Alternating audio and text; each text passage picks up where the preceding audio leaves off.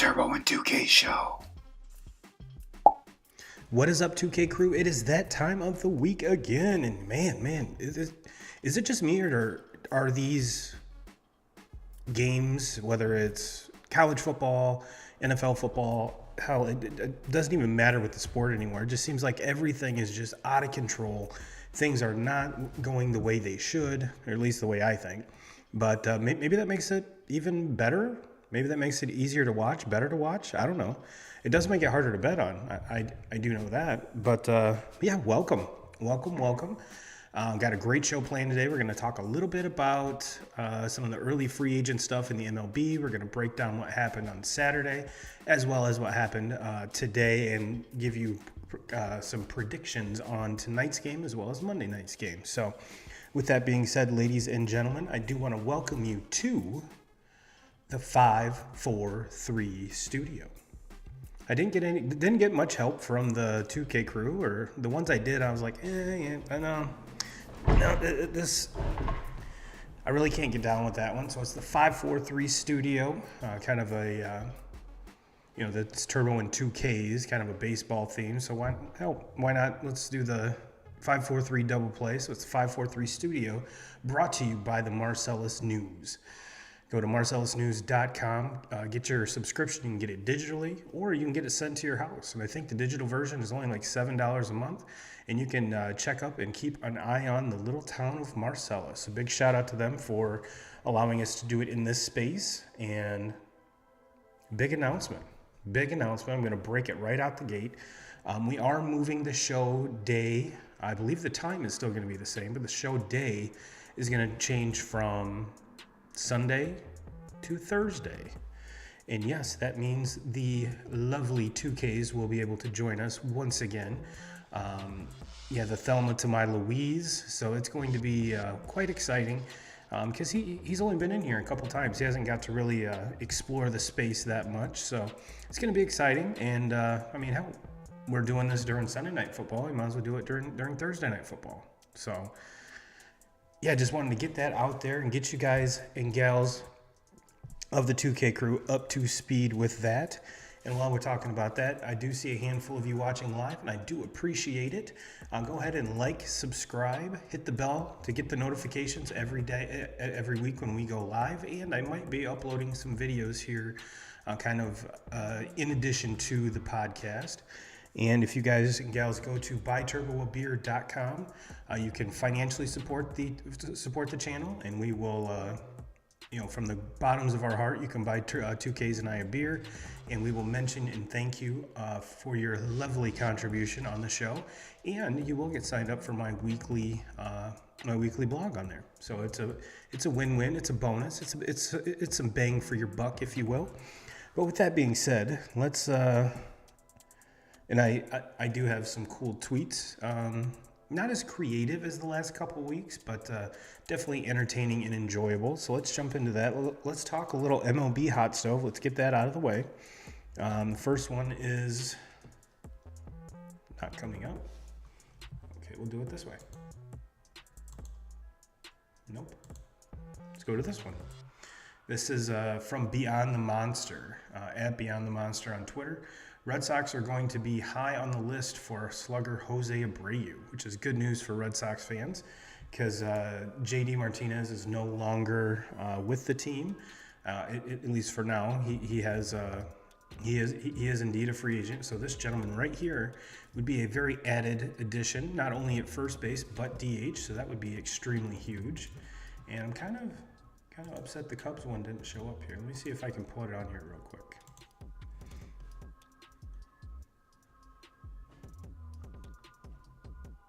This one? Nope. This is a little editing on the fly here, ladies and gentlemen.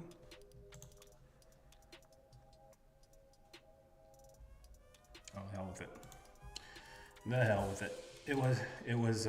I can read it to you guys and gals, just so I don't want to leave the Cubs fans hanging. Where is it? Cancel. Here it is. No, I don't want to select anything. Cancel.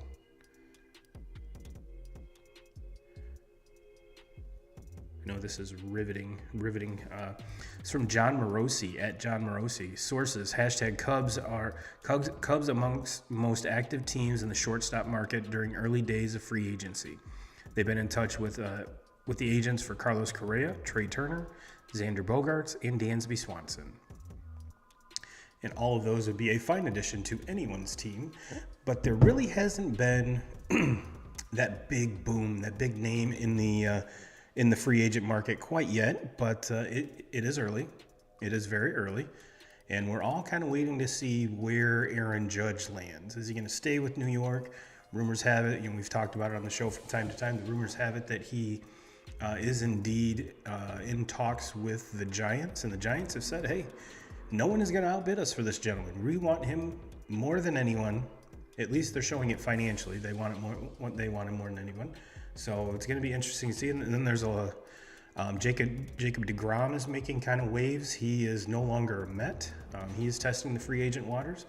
And he's mentioned he wants to, I believe it was the Dodgers or the Rangers is where he's looking to land. So keep an eye on him as well, amongst all the other big free agents.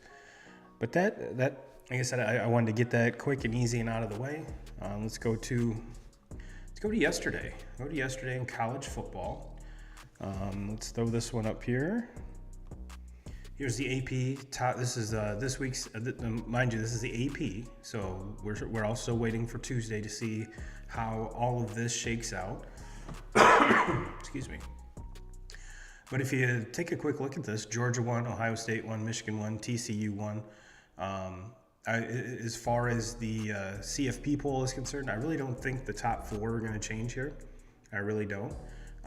We probably won't see this top four change until, if everything goes according to plan this weekend, is the Ohio State-Michigan game.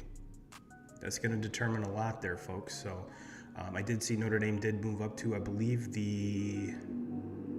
moved up from 20 to 18. Moved up from 20 to 18. And while we're talking about my Irish, we have the Four Horsemen podcast. Let me get my face out of the way here. The Four Horsemen podcast, at Horsemen Podcast. Freeman is developing that killer instinct that South Bend has been starved of for a long time. Go Irish. However, I do believe that it doesn't. The results of the game really weren't indicative of that. But I hate to say it because I razz on people all the time when they say, "Oh, a win's a win. A win's a win." Yeah, not really, and especially against a team like Navy, who your athletes are bigger, better, stronger, faster. That should be, and the defense played phenomenal. Had yet another blocked punt, which is, I believe, 7 in 9 games, I believe, or something like that, which is absolutely insane. And the 6 that they had going into the game were the school record for the modern era, which is really, really cool. But yeah, my Irish, I'm really looking forward to seeing. They do have Boston College this week, and then travel to USC, which will be a big test. And were they on this? Yep, there they are, number 7. Number 7 on here. Like I said, this is it's kind of this is the AP, so we won't put too much clout into this because it really doesn't matter. I just like to put it up there just for fun. But yeah, here's Coach Harbaugh. This is from ESPN College Football.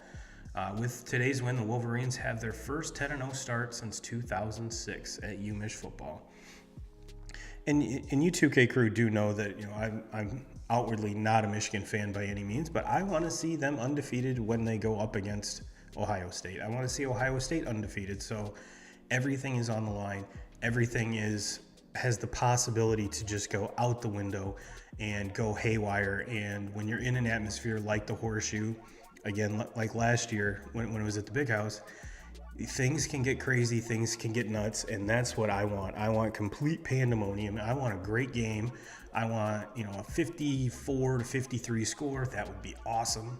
I don't think with these defenses you're going to get that type of game, but one can hope. But yeah, let's go over some of the scores here. Excuse me. Speaking of USC, Colorado came into the house, and this one was it was a lot closer than what a lot of folks had anticipated going into half. But the longer the game went, that's when USC just kind of flexed their muscles on. This was a one-win Colorado team.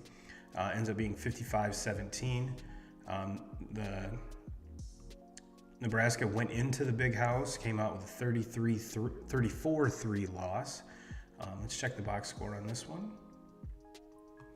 McCarthy goes 8 for 17 for 129 yards and 2 touchdowns. Corum has 28 carries, 162 yards and a touchdown. And by the way, he does lead, or is tied for the lead with rushing touchdowns in college football. So that's awesome. And Ronnie Bell had probably one of the best catches I've seen up until. I mean, if you're a fan of great catches, you saw a lot of them this week. 2K crew, you saw old buddy at Notre Dame go like around the defender, catch it, and then bring it back. That was awesome. That was awesome. Ronnie Bell had a hell of a catch, and we saw just ridiculous catch after ridiculous catch in the NFL today. So that is completely awesome. But yeah, Michigan gets a big win. Really wasn't. This was 17-3 going into half. So Nebraska, I mean, they were already down their starting quarterback, and then the quarterback who started the game went out. So they're on their third string quarterback. So really didn't expect a whole lot of offense from them, especially going up against this Michigan defense. So that really was everything pretty much went according to plan. And with a late field goal, Michigan did cover. So that was pretty impressive. And I before I do get too far along 2K crew, I do want to take time to say thank you. I know Yellowstone's debuting right now. Sunday Night Football is going off right now. Thanks for stopping in. Thanks for spending some time with me. I really do appreciate it. And for those of you who are watching, drop me a comment. Let's get a conversation going. It's a whole lot more fun that way. Or me babbling on for an hour. But yeah, let's keep cruising down this box score here. The aforementioned Notre Dame goes to Navy, comes away with a 35-32 win. This game was essentially over at halftime. However, no one gave Navy or the Notre Dame offensive line that memo because the Irish do not score in the second half and have, I think, like 17 yards of offense or something completely ridiculous in the second half. So, like I said, the defense, for as long as they were out on the field, played amazing, kept that Navy offense in check as much as possible. But yeah, Georgia has a big win over Mississippi State, 45-19. Ohio State handles Indiana, 56-14. TCU in a scrappy game goes into Texas. TCU, the number 4 team, goes against Texas, who had 3 losses going into that game and was favored. I didn't understand that one, but TCU comes away with a big win, 17-10. Quentin Ewers, 17-39, 171 yards and a pick. It was not his greatest game. Their running back Robinson, who, if you were to take him as an anytime touchdown scorer, was minus like 1,200. And to kind of give you for instance, Blake Corum to score a touchdown, I think was like minus 600. So this Robinson gentleman is he was a lot of commentators and analysts were expecting him to go multiple touchdowns, but he only has 29 yards rushing. And Miller from TCU has 138 yards and a touchdown. And Duggan, the quarterback for TCU, goes 19-29, 124 yards and a touchdown. And yeah, just a really weird game. You would expect 2 teams like this, both that really want to run the ball and have very good offensive line and very good running backs. You would think that score would be a little bit higher than that, and we would see a little bit more flexing from the offensive line, but that was not the case. Tennessee bounces back with a big win against Missouri, 66-24. Washington squeaks out one in Eugene against the Ducks, 37-34. LSU goes to Arkansas, where there was snow on the ground in Arkansas Saturday, which was rather odd, and not to say that the snow on the field had anything to do with the final score, but if you're a gambling guy, you were if you did take the unders, I'm sure you hit all of them, because it was LSU comes away with the win 13-10. Bama wins a squeaker against Ole Miss 30-24. Check the box score here. Bryce Young 21 of 33, 209 yards, 3 touchdowns. Dart for Ole Miss it goes 18 of 31, 212 yards and a touchdown. My fantasy team is currently losing. Shocker there. This was a very weird game, a back and forth game. Ole Miss comes out to a 7-0 lead. Alabama answers back with 2 touchdowns right before the half. And it looks like Ole Miss just really couldn't get anything going after halftime. And I did catch the end of that. There was a Lane Kiffin play sheet throw, which was awesome. Louisville handles, Clemson handles Louisville 31-16. Everyone was curious to see how Clemson was going to rebound and react. Well, now we see. Arizona beats UCLA 34-28, and Penn State puts up a big bagel, or holds Maryland to a big bagel, 30-0. It's a big win for Penn State. North Carolina wins a squeaker, 36-34, going down to Wake Forest. And I'm going to check the box score on this one, because I did not realize that their quarterback May was lighting shit up and was kind of a dark horse Heisman candidate. And he goes 31 of 49, 448 yards, 3 touchdowns, no interceptions. That is just crazy. Gentleman on the other side, Hartman for Wake Forest, goes 18-31, 320 yards, 4 touchdowns, and a pick. So a big win for North Carolina as they look to represent the ACC and quite possibly, ladies and gentlemen, they do have an outside chance to get one of those top 4 spots. I mean, it is not completely out of the question. See, Illinois drops one to Purdue, which is weird, 31-24. Syracuse loses again. Man, we were talking earlier in the year how much of a wagon Syracuse is. Man, they've fallen off. I think that's 3 straight that they've lost. That's just crazy. Well, let's take a peek at the schedule next week. Week 12.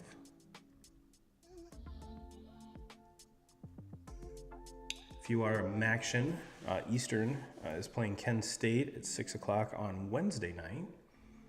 Thursday, we've got SMU at Tulane. Tulane is having a very, very good season. You might want to check that one out. Illinois comes into Michigan. Into the big house. Shocker, Alabama plays Austin Peay, which it's weird to think that Alabama has been officially eliminated from the SEC tournament. So that's a big hit there. I'm trying to remember the last time that they weren't representing at least or wasn't in that championship game.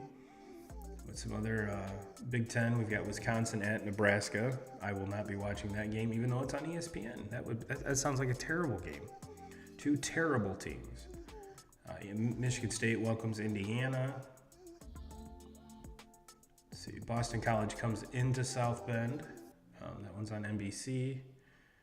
I know, big shocker there. Georgia goes to Kentucky. That's kind of a sneaky game.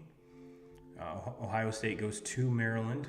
And after Maryland's big bagel this weekend, that's not a good look for the brand if you've got C.J. Stroud and those boys hitting on all cylinders coming into your house. That doesn't sound like a good time at all.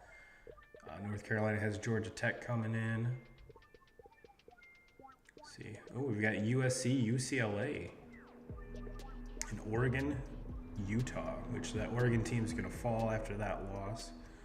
So yeah, that's The excitement is brewing, ladies and gentlemen. Will either Michigan or Ohio State look past their opponents in anticipation of their matchup the following week? Who knows? Do I think it'll happen? No, I think Michigan and Ohio State both will handle business and be undefeated heading into that game.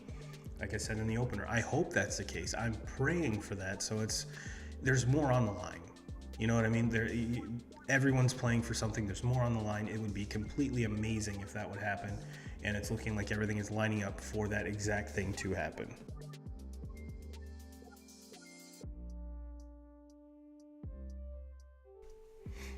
All right. Let's switch to the NFL. This show might not go an hour, but I will try my best. Regardless of the time frame, ladies and gentlemen, I'll still bring you the best content I can. Well, let's start off with, let's see what kind of tweets we got here. Okay. Well, let's start off with this morning's game over in Germany. First time the NFL has been to Germany. Seahawks and the Buccaneers face off in Germany. And Tom Terrific, which is, I believe, undefeated in Europe, comes away with a victory. He goes, they beat the Seahawks 21-6, and I saw that Tampa was favored in this game, and I'm like, are you kidding me? There's no way. They just got they were on like a 3-game slide win last weekend.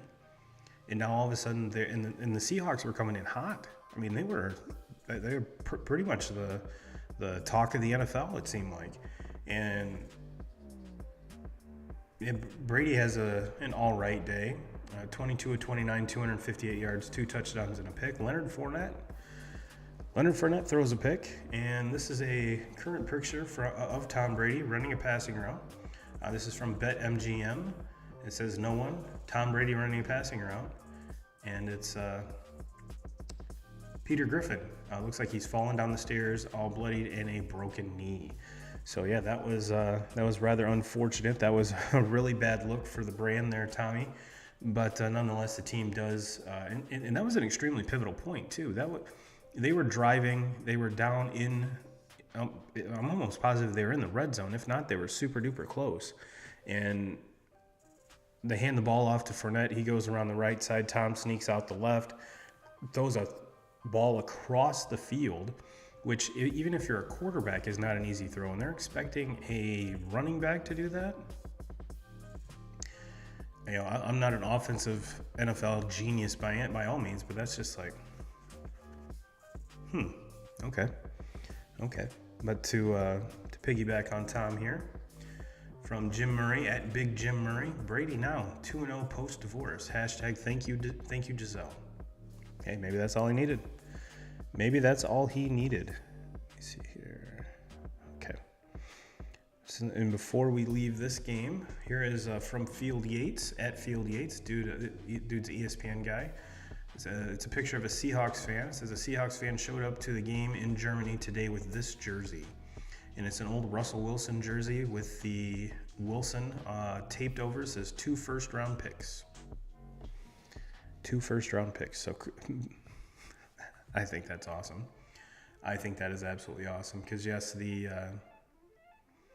Seahawks seem to have gotten the better end of that deal, at least out the gate anyway. And I really don't foresee it changing anytime soon. So, yeah, that's a big-time trade.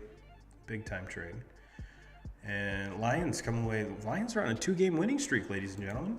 Lions are on a 2-game winning streak. They beat the Bears 31-30, and this was a back and forth game.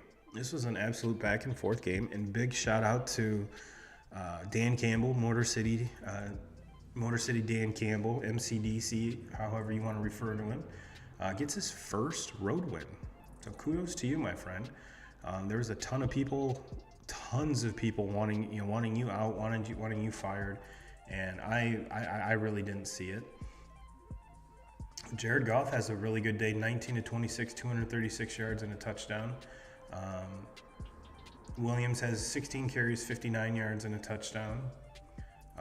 Amon-Ra St. Brown, 10 catches, 119 yards. So the offense was clicking, and the defense made just enough plays. Just enough plays. But really, and as you see the thumbnail of this, it says, is Justin Fields the next best young quarterback?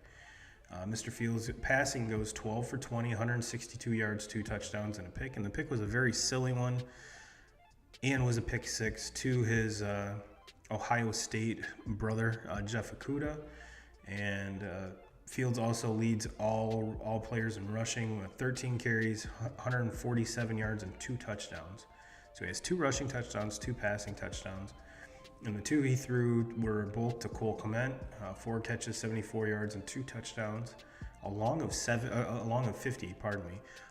50 from a tight end. That is definitely impressive. And the newly acquired Chase Claypool has 1 catch for 8 yards. So yeah, it's definitely a disappointing loss as a Bears fan. However,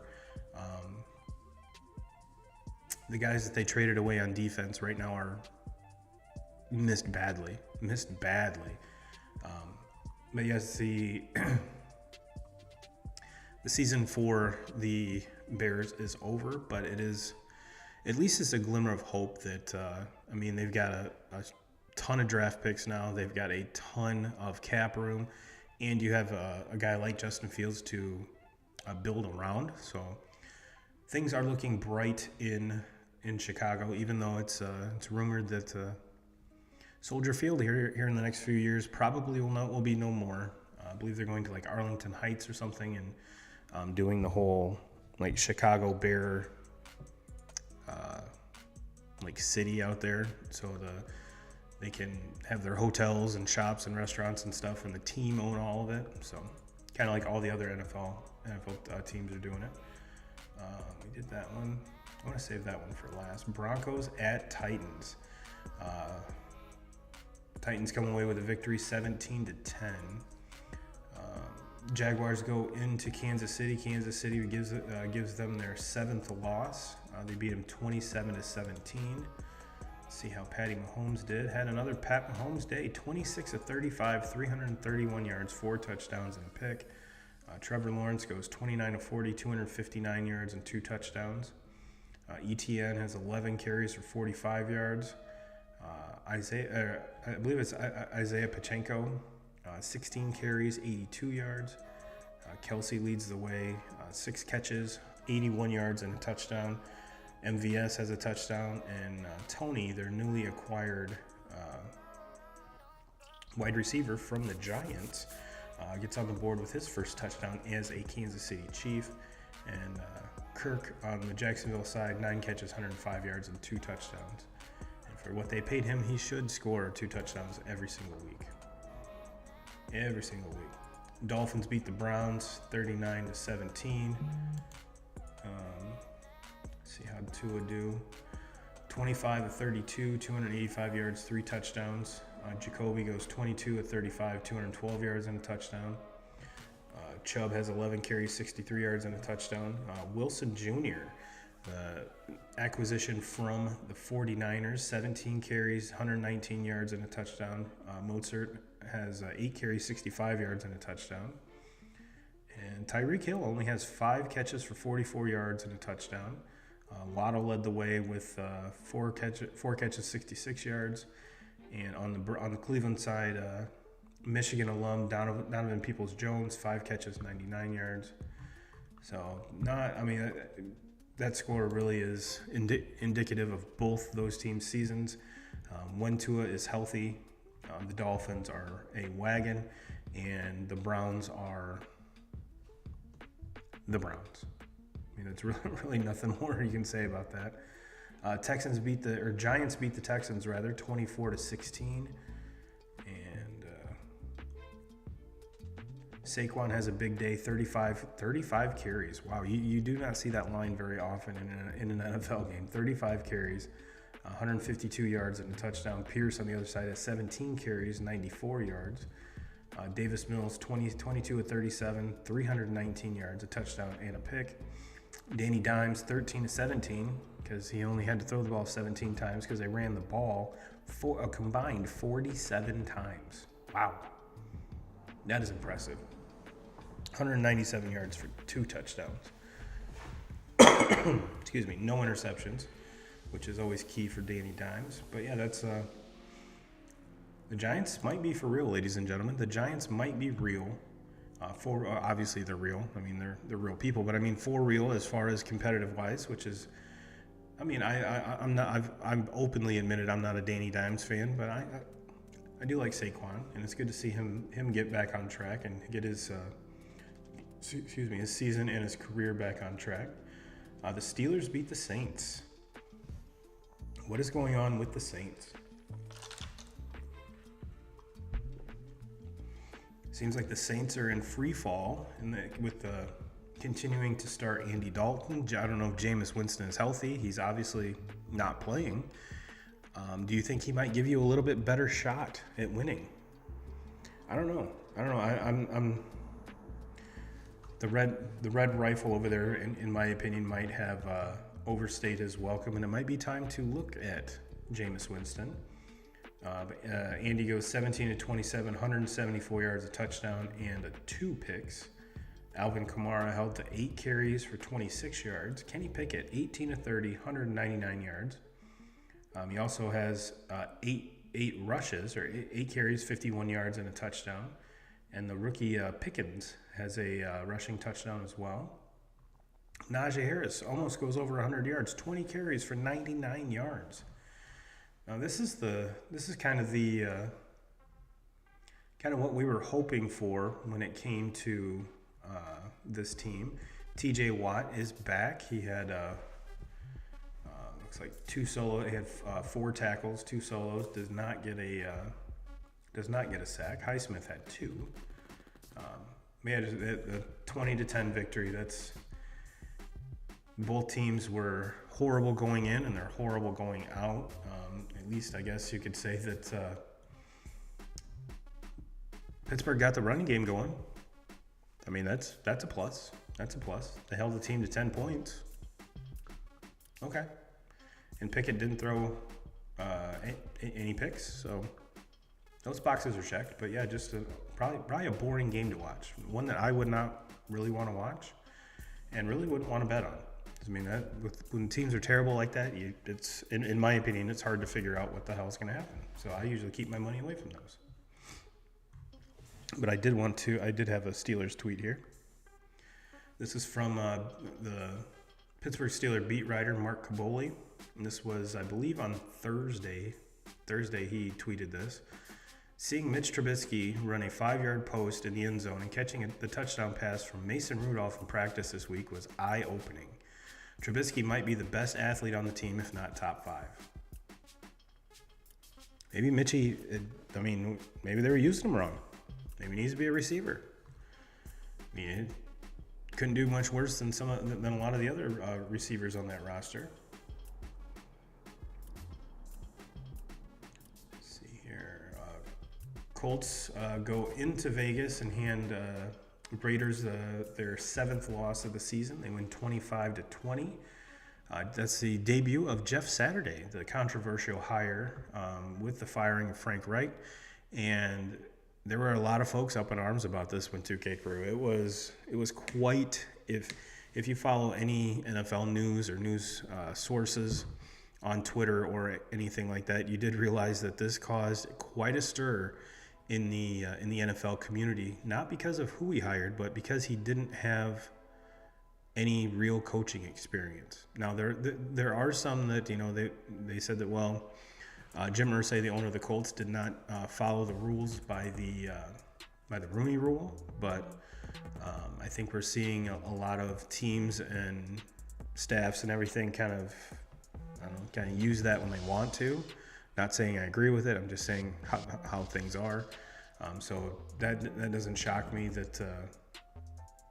But he's known Jeff Saturday for years, and maybe this, and with so many people upset, it's like, what the hell can it hurt? What the hell can it hurt? And that's basically what Jeff Saturday himself said. He's like, you know what, guys?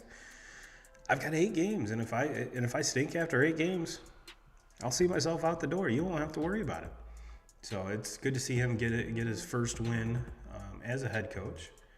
And let's see here. Cardinals beat the Rams. It seems like everyone on both of those teams were hurt, so I'm not even going to dive into that one. Packers beat the Cowboys. Yes, you heard it right, ladies and gentlemen. The Packers beat the Cowboys. Going into this game, the 3-win Packers, who were on like a 4-game losing streak, 5-game losing streak, something like that, and this was the homecoming of Big Mike McCarthy.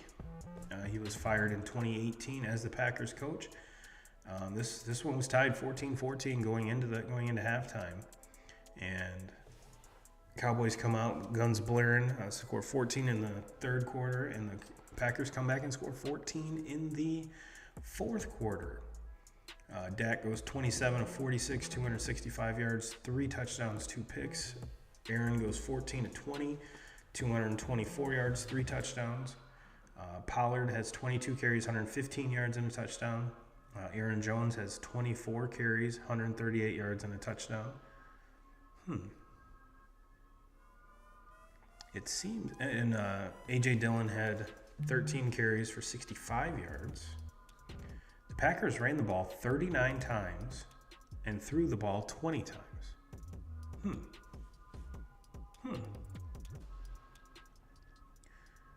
The rookie receiver Watson has 4 catches, 107 yards, and 3 touchdowns. Really did have his coming out party. I think this was the guy that they were hoping they were going to get. I mean, kind of right out the gate, right out of training camp. So it's good to see him finally get his legs under him and maybe get a little bit of chemistry working with Rodgers so that this team doesn't stink completely. And keep in mind, I mean, there's Randall Cobb still on the injured reserve. Seems like the half of the Packers squad is on that list. So CeeDee Lamb has a hell of a game. 11 catches, 150 yards, and 2 touchdowns. And I believe if I was hearing that correctly, this is his first career 100-yard game.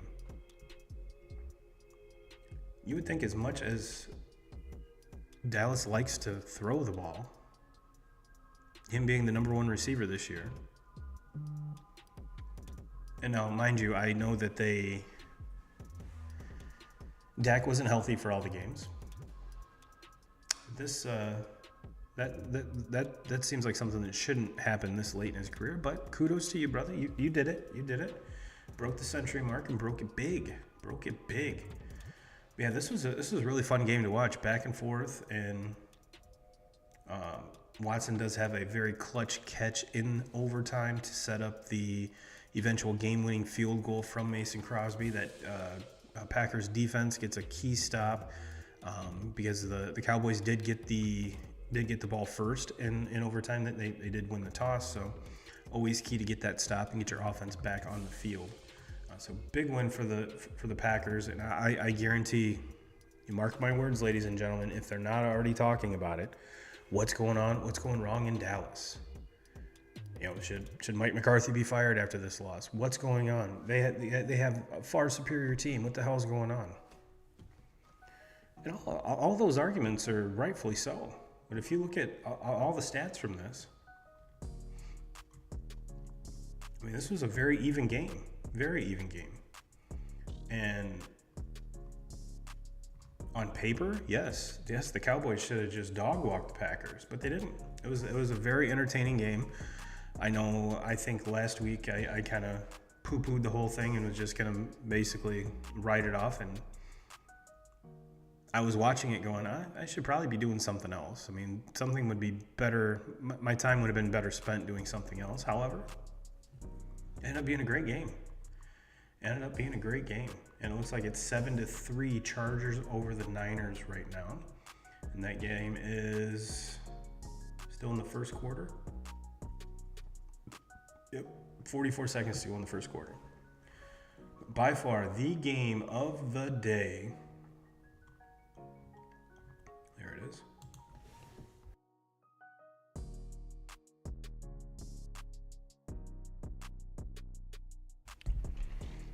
Game of the day, in my opinion, and I was fortunate enough to catch the last part of the fourth quarter, and then overtime, was the Vikings at the Bills. The big storyline with this one, ladies and gentlemen, was Josh Allen going to play. It had a ligament in his elbow get strained. Everyone was worried if it was going to be torn and need Tommy John. And we kind of saw Ben Roethlisberger's career, what happened with him. Granted, Ben was a lot older when he got his done as compared to this, but and that on top of it, you add to the fact that he missed time. I believe it was his rookie year. I almost said freshman year. His rookie year. With kind of a similar injury, same elbow. And for those that throw the ball for a living, your elbow is extremely important. So that was kind of the big storyline leading into this. Would Josh Allen play? If he did, how would he perform? And then on the other side, are the Vikings for real? And I know it's kind of hard to see going into this game, a 7-1 team. We're asking ourselves, is this team for real? You know, they've beaten some really good teams, but the really good teams like the Dolphins that they beat, they didn't have Tua that game. And they're doing things just good enough to win games. They're not blowing people out. They're not putting people away early. They're just hanging around, winning kind of ugly. And this one was kind of one ugly. But a win's a win. I mean, you can legitimately say that in the NFL. There really aren't any style points like college to kind of bolster your rating or your ranking. So just you pretty much have to take this one at face value. But the Vikings come out with an overtime victory, 33-30. Like I said, I caught like the last 2 minutes of this game when they switched over from the Bears-Lions, and thank goodness they did, because I was exhausted just watching it. The ups, the downs, the roller coaster ride. It was absolutely amazing. Just some of the plays that Justin Jefferson had one of the most ridiculous catches I've ever seen. Stephon Diggs had an amazing catch, and both the Jefferson catch and the Diggs catch both were one-handed grabs. They were absolutely phenomenal. Gabe Davis has a clutch. They ruled it a catch. They didn't get a chance to review it, so it technically is a catch at this point. But it was such an entertaining game to watch. Cousins goes 30 for 50, 357 yards, one touchdown and 2 picks. Josh Allen goes 29 of 43, 330 yards, a touchdown and 2 picks. So almost identical quarterback lines. Almost to the amount of attempts. Dalvin Cook has a huge day, 14 carries, 119 yards, and a touchdown. Josh Allen leads the way, big shocker here. 6 carries, 84 yards, but Devin Singletary, kind of forgotten man there in Baltimore, in Buffalo, has 13 carries, 47 yards, and 2 rushing touchdowns, which is awesome. And like I mentioned, Jefferson has 10 catches, 193 yards, and a touchdown. Diggs has 12 catches, 128 yards. Gabe Davis did catch. Gabe Davis goes 6 catches, 93 yards, and a touchdown. So this was a back and forth game. I mean, how often do you see, with less than a minute, a team drive down, get to the half-yard line, 4th and goal from the half-yard line, and the Buffalo defensive line stop a quarterback sneak from Kirk Cousins, which how often does a team stop something like that? And then to kind of to add insult to injury, Buffalo takes over. Josh Allen fumbles the handoff, or the snaps fumbled, and the Vikings recover the fumble in the end zone for a touchdown. So now Buffalo's up 3 with less than a minute to go. The Vikings are up 3 with less than a minute to go. Josh Allen and the crew drive down, are in field goal range. I mean, they could have tied the game up quick and easy, or they did tie the game up, pardon me, and then they go into overtime. Minnesota goes down, kicks field goal. Buffalo comes back, is driving. I mean, if I remember correctly, they're within the 15-yard line. I think they're definitely within the 20. So Field goal range, yes. Quick and easy field goal, yes. And Josh Allen throws a pick in the end zone. One of the second pick was the game winner. So kind of an unfortunate way for Buffalo to get the loss, but nonetheless, I think we all can say that this the Vikings team is for real. They are legit. They are not going anywhere, and they're running away with the NFC North. So we will see this team in the playoffs. New coach, pretty much the same roster. I know they added T.J. Hawkinson at the trade deadline, but the vast majority of the guys are the same guys from last year under the Zimmer regime. So it's really cool to see what this new coach has come in and just kind of revitalized everything. And Kirk Cochains. I mean, when's the last time you saw Kirk Cousins shirtless, glasses, with a ton of gold chains, dancing around, just doing his thing? So it's definitely revitalized Kirk Cousins' career, and I was honestly wondering if Kirk Cousins would ever throw for over 300 yards again, and he stepped on that and kind of squashed all those rumors. So, yeah, great win for the Vikings. Kind of a horrible loss for the Bills, but I think what came one of the reasons, and not to take anything away from Justin Jefferson, he's a fantastic receiver, top 2 or 3 in the league. I think you can argue that very easily. But that Buffalo secondary has been hurt, has been banged up. Poyer didn't play, and it was kind of a patchwork secondary. So hopefully getting those guys back will shore up that secondary of the defense and kind of keep these scores down. And it was cool to see, obviously, that elbow wasn't hurting Josh Allen too bad, throwing for that many times and that many yards. Looking ahead at Monday, looking ahead at tomorrow, Commanders at the Eagles. This game is going to be an absolute shit show. There's not a line you could give me to lay money on the Commanders. Not even close. I mean, if you wanted to take Eagles plus 24, or minus 24, excuse me, I'd bet it. This game's going to get away really, really quick. And the line is minus 11 right now. So you could take an alternate spread of minus 21. I'd do it. Let's take a quick look at next week. Week 11 already, ladies and gentlemen. Where's the time gone? Wow. Thursday night, Titans at Packers. And the aforementioned return of 2Ks, and we're like I pointed out, 8 o'clock Thursdays. 8 o'clock on Thursdays, no more Sunday show.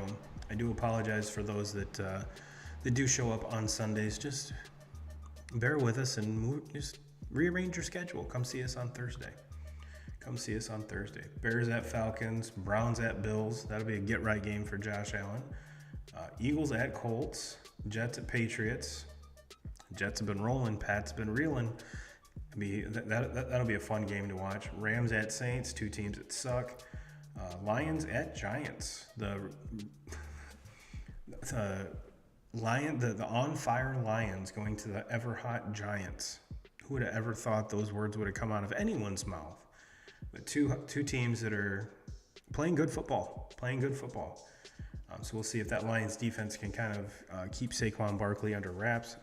I don't think there's been a defense that has yet. So Giants are 3.5-point favorites in that one, by the way. And Packers are a 2.5-point favorite for Thursday. Wow. Didn't see that one. Panthers at Ravens. Ravens should just destroy them. Commanders at Titans. Not watching that game. Raiders at Broncos. Not watching that game either. Cowboys at the Vikings. That's a 4:25 game on CBS. Dallas is a 2-point favorite right now. Okay. Man, that doesn't make any sense. I would definitely, give me the Vikings +2 any day right now. Yeah, that's going to be probably the game of the week. I mean, it has my interest, that's for sure. I actually can't wait for that game. Bengals at Steelers. Bengals should just destroy them. Chiefs at Chargers. Chiefs should just destroy them. That's a Sunday night game. I can't really get who these Chargers are. I mean, I want to like them. I like Justin Herbert. I like all the players, but it's like, man, how are you 5-3 right now? How are you 5-3? Then Monday night, next Monday, 49ers at Cardinals. 49ers should just absolutely destroy the Cardinals, even if Kyler's healthy, because that team's hot. I mean, yes, they have 4 losses, but that team's hot. And that game is in Mexico. All right. Well, Christian McCaffrey, do not drink the water down there. That would be tragic. That would be absolutely tragic. Let me see if I got all my tweets in here. I did. Still sad that I screwed the Cubs one up. Trying to give all you Cubs fans some love. I mean, I got South Bend Cubs hat on. I think I'd at least get my shit together for that. But nonetheless, I regress. But yeah, I think we talked about it all, ladies and gentlemen. Moving forward, yeah, like I said, Thursday nights, 8 p.m., same show, same moron speaking into the same microphone, but you're going to get 2Ks sitting right there. Right there, 2Ks in the flesh, right there. How exciting is that? Get him back in the saddle. I know he's itching to get back, and yeah, it should be a great time as always. And yeah, for those, thank you all again. I know Yellowstone's on, so thank you. Even if you have us on in the background, I do appreciate it. Because yeah, it's hard to compete with something like that. But yeah, for all I think there's 7 people watching. Thank you. Hope to see you on Thursday. And yeah, we did hit our hour mark here, so that's kind of awesome. The way I was flying through shit, didn't think we'd get here, but we did. And yeah, everyone have a great week. We will see you not next week, but Thursday, 8 p.m. And as always, Jim Rum, we're coming for you.